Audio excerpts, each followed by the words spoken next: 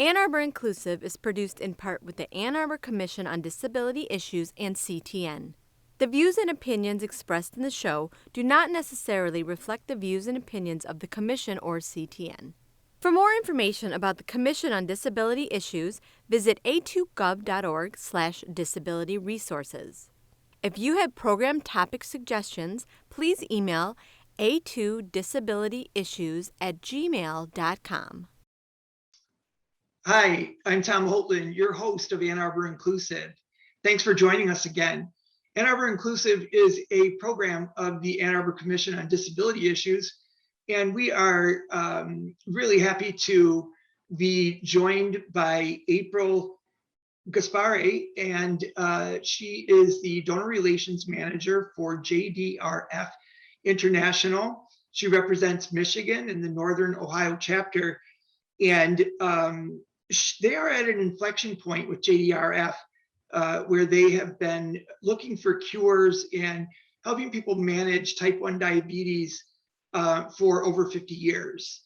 And April is going to be telling us all about some of the new things that are going on in research and management of type 1 diabetes, and tell us the difference between type 1 and type 2. And she really knows her stuff, and we're excited to have her. April, welcome to Ann Arbor Inclusive. Thanks so much, Tom. I'm really happy to be with you. Yeah. So let's start right off, and I'm going to ask you, what is your mission of Jdrf, and maybe you want to explain also the initials. Yeah, the mission of Jdrf is to accelerate life-changing treatments to cure, prevent, and treat type 1 diabetes and its complications. And there is a little bit of confusion around those initials, Jdrf. For a long time, they stood for Juvenile Diabetes Research Foundation. And although we still go by those initials, our organization's research is focused on type 1 diabetes. And a misconception around juvenile diabetes is that it only affects juveniles. Some people even think that you can grow out of juvenile diabetes or type 1 diabetes. And the fact is that anyone at any age can be diagnosed with type 1. And we really wanted to make our name and our logo be more inclusive and refer to that expansive definition of type 1 diabetes. Okay. All right. And in the mission to do all of those, that's a heavy charge, especially to prevent it from happening through what? Well, how about we talk about the differences between type 1 and type 2 before we go any further? And I know a lot of people either don't know or think they know. I thought I knew exactly what the difference was, and turns out I didn't. So I'm going to turn that over to you to tell us. Well, very often people lump the two types of diabetes together. So honestly, it's been a little bit tough to tease out some of those statistics that we had talked about earlier. So nationwide, there are 1.6 million people in America living with type 1 diabetes, and that's expected to grow to 5 million by 2050. In Michigan, there are 800,000 people living with diabetes overall. So a smaller proportion are living with type 1 in particular. The difference between type 1 and type 2, the really precise difference is that type 1 diabetics do not produce their own insulin. Their body has stopped producing insulin. And in type 2 diabetics, their body continues to produce insulin, but their body doesn't use it properly, and it needs adjuncts in order to be able to use the insulin that they are producing to metabolize food. Okay. So on type 1, I always thought that was something that you were born with. And you know, that I know that's not to be true, but how does one develop it? Well, how does it start happening? How does your body stop producing insulin if it once did? Well, it's very complicated, and that's one of the reasons that it's been so difficult to find ways to treat it and prevent it and cure it, because even the causes of type 1 diabetes, we're still sussing that out. We're confident that there is a genetic component to that. And my own family represents an example of that. My husband's grandmother, actually, I've just learned his grandmothers on both sides lived with type 1 diabetes. His older brother, and then he himself has been diagnosed with type 1 diabetes actually at the age of 40. And our own son is type 1. So you can definitely see a genetic component there. At the same time, it is an autoimmune disease. So there could be environmental factors that will bring on the onset of type 1. We're finding, especially in the area of prevention, that there are markers, antibodies that the body produces as it nears the onset of type 1. So there will be one antibody, then there will be 2, 3, and those are different stages of becoming type 1. Okay. All right.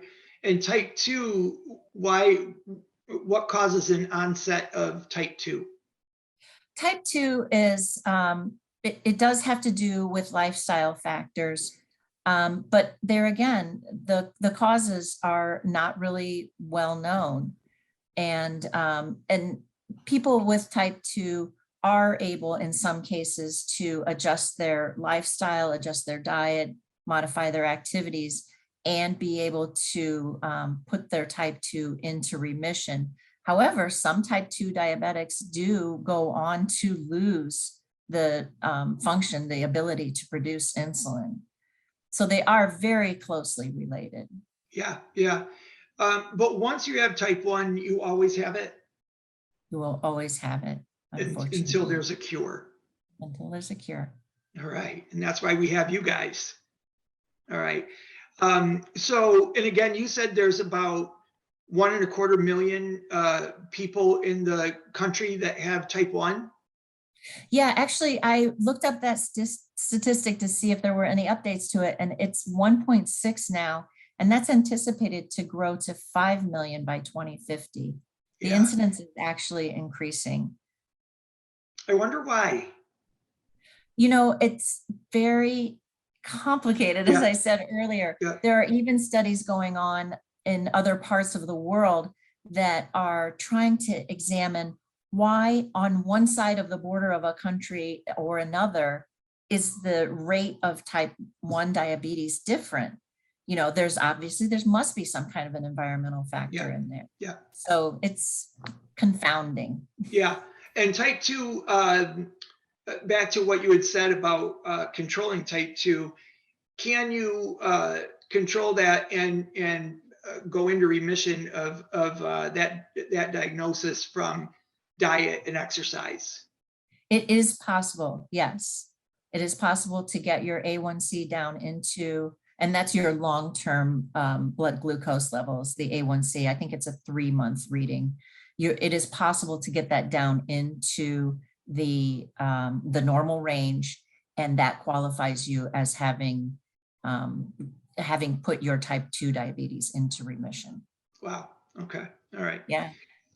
So you guys are all about quality of life, and making sure right now, since we don't have a cure, we've got a lot of people that need assistance, correct? Right. And so tell us some of the things that JDRF are doing to improve the quality of life for your constituents. So one of the things that's really gratifying about working for JDRF, besides the fact that it benefits my own husband and son, is the scope of the mission. JDRF is all at the same time accelerating cures, improving lives, and advocating for patients. So in the area of improving lives, you'll see new insulins being developed, insulins that work faster, new methods of delivery.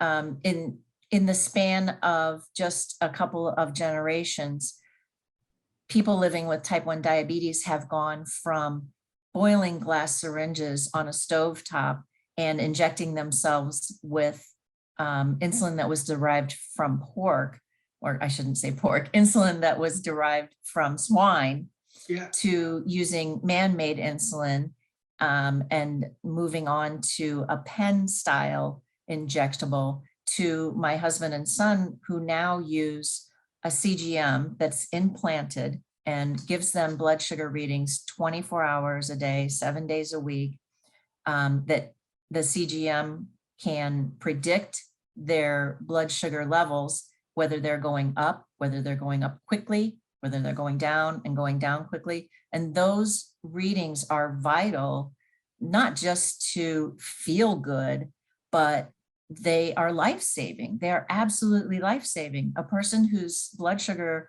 goes too low can die. And a person whose blood sugar goes too high will begin to have complications. They'll have vision complications, they'll have circulatory complications. So these have incredible ramifications, the ability to treat. And then, so you have your continuous glucose monitor that tells you what your body is doing. And now we have insulin pumps that allow you to deliver insulin to your body in a much more natural way, much more like the pancreas would do if it was functioning like it should.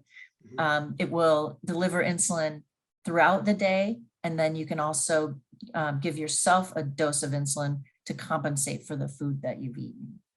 Okay, so those take when you have one of the monitors with wiring or tubing, whichever that is implanted in through a port. So does that eliminate the need to prick your finger and take a reading? And does it also eliminate ever giving yourself a shot? It does. My husband and I were just talking about this today.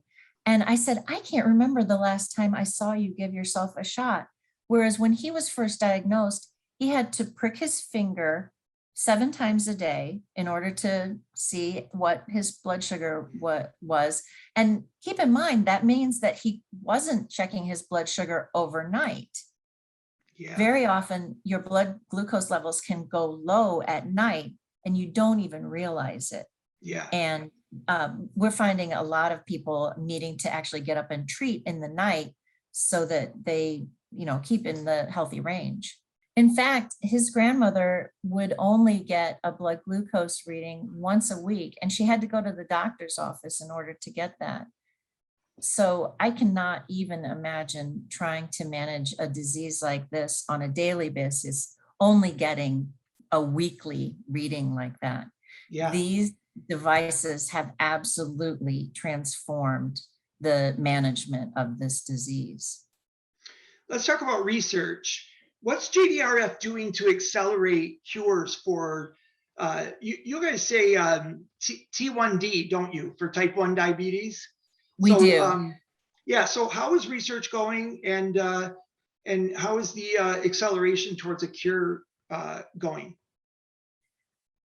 Tom, it is so gratifying, especially after the last couple of years that we've been through.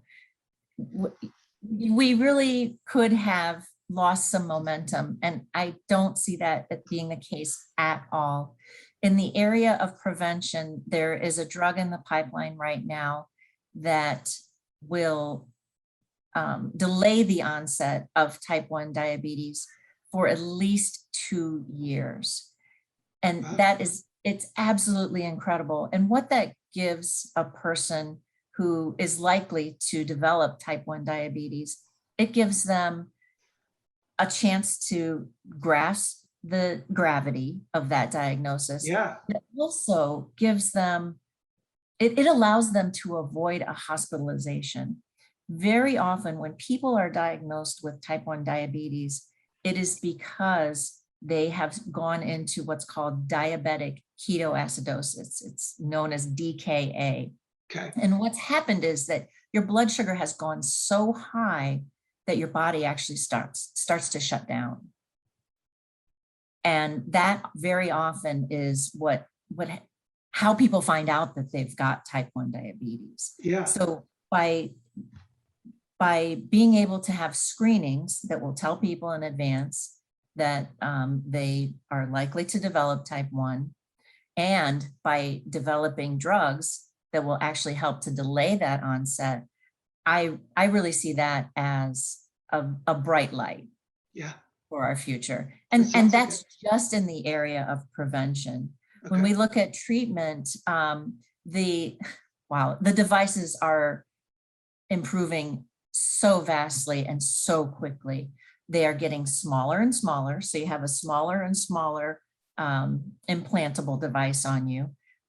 They are, and that reduction in size actually is resulting in a change in how those implantables operate. For example, you might have seen a type 1 diabetic and it looks like they have a beeper attached to their waist, and you're thinking, who's still using a beeper? Right. Exactly. In fact, that is, it has a vial. It's a tiny little computer, and it has a vial of insulin inside, and there's a tube that leads to the diabetic's body, and that's how it is delivering insulin continuously. And that's also how they will dose themselves with insulin when they need to treat for a meal.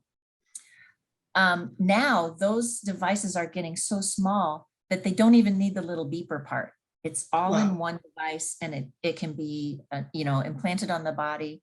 And many people like that because it gives them a level of privacy that if they want to share that they're a type 1 diabetic, they can, but they don't have to. Right. Yeah, I like that. And so are there any local research initiatives of note? Absolutely. Right here at the University of Michigan, Jdrf has partnered with Michigan Medicine to form a center of excellence. And that involves an interdisciplinary team, because type 1 diabetes is such a complicated disease involving, immunocompromisation. So, boy, that's a tough word, isn't it? Compromising. Because type 1 diabetes is such a complicated disease, it requires an interdisciplinary team of experts. So at the University of Michigan, we're bringing together engineers, endocrinologists, and gosh, I can't even remember all of the specialties. Physicians. Yeah, physicians, of course. Yeah, clinicians who are actually working with patients. And they're working on implantable devices so that you can actually restore beta cell function, and the beta cells are what produce insulin. So if we could restore that beta cell function, people would be able to create their own insulin again. We're also looking at beta cell replacement, so that instead of trying to restore the function of the beta cells that are existing, we'd actually just replace them with a new supply. And then there are the immunotherapies as well that are being developed, like the one that I talked about earlier that delays the onset. Let's talk about, go ahead. Oh, no, go ahead. Yeah, let's talk about ways that you fundraise, because research is not cheap, and neither is, working with constituents. So how do you raise funds to support your mission?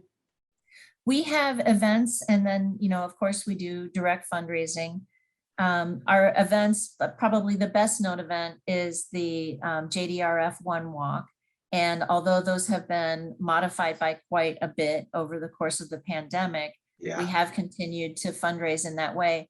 Those are peer-to-peer events where a person will form a team either on their own behalf because they're a type 1 diabetic and they want to have agency and be a part of their own cure, or a person who loves a type 1 diabetic and they form a team in their honor.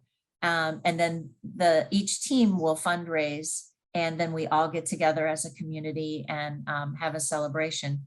In our chapter that covers Michigan and Northern Ohio, we have walks in the fall that are in Grand Rapids, East Lansing, Ann Arbor, Detroit, and Cleveland. And then in the spring, we have walks in Jackson, Michigan, and Toledo, Ohio. Okay. So when is the soonest one coming up? The next walk will be in Jackson, Michigan, and that is June 11th. Okay. And people can find out about these walks on your website, or what would be the best way? The best way, the simplest way to learn more about JDRF is to go to jdrf.org.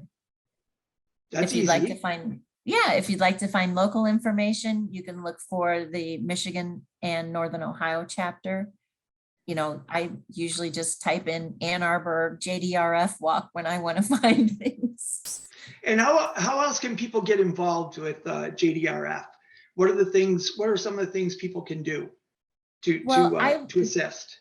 I would really like to encourage people to get screened for type 1 diabetes. And we have a special program created just for that purpose. It's called T1 Detect, all one word. So you could just do a Google search on that and find more information about that. Also, I would encourage people to advocate, to join our advocacy team and help us lobby government agencies, including federal and state agencies, as well as the insurance companies. I know that everyone's heard about the cost of insulin and coverage by insurance companies. And when we put our voices together, we do have influence and we can make changes. Awesome. So I would encourage people to do both of those things, get screened, advocate. Oh, and also, very importantly, sign up for a clinical trial. JDRF has created a website called the Clinical Trials Connection, and it only takes about 2 minutes to go through their survey, tell them a little bit about yourself, where you're located, for example, if you are a type 1 or if you're related to a type 1. And this system will actually go through and evaluate clinical trials and then send you an email that tells you which ones you're eligible for. So it's a really simple way to start to look into the things that you could actually, help us find a cure. Yeah, for sure. And I did want to talk to you about your personal connection. You had mentioned your husband and your son. First of all, how is their health? Are they doing well? They are both doing great. Thank you so much. They're both really, really good managers, very conscientious. I have to tell you, when our son was first diagnosed at 16, he was kind of scared because they told him about complications, and they told him that if he didn't keep his blood sugars under control, that he could suffer vision impacts, he could suffer circulatory, difficulties, and it scared him. Yeah. I've reassured him that, going out of range 1 time or 2 times, those things, they aren't knocks against you. It's not like someone's keeping score or your body's keeping score. Right. So he's really gotten past that, but I'm really proud of how he's managed his condition so well, in fact, that when he was a senior in high school, he started swimming competitively. And that seems like kind of strange to take up a sport in your senior year of high school. Yeah. But as it happens, he had jumped into the pool to help out the swim team and help out on a relay race. And it turned out that he won, and he swam pretty quick. And they said, maybe you want to do some more of this.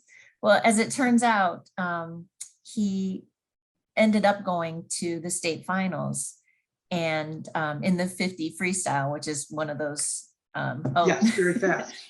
Yeah. So it's like 1 length across the pool.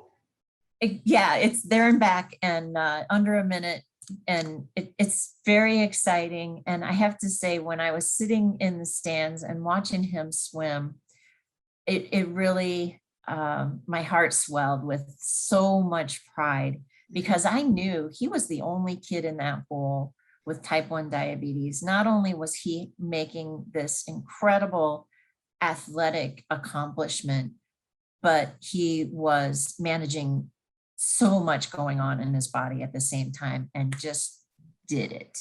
Yeah, Just didn't you nailed it. say that he had a visible port as well, right? Yeah, actually Or he didn't care? did. No, no, He wasn't no, self-conscious about it. no, we're very, very fortunate that he doesn't have any issues about confidence. Yeah, yeah, good. Yeah, His friends have always really taken it in stride too. And I think that's really important, to have the support of good friends.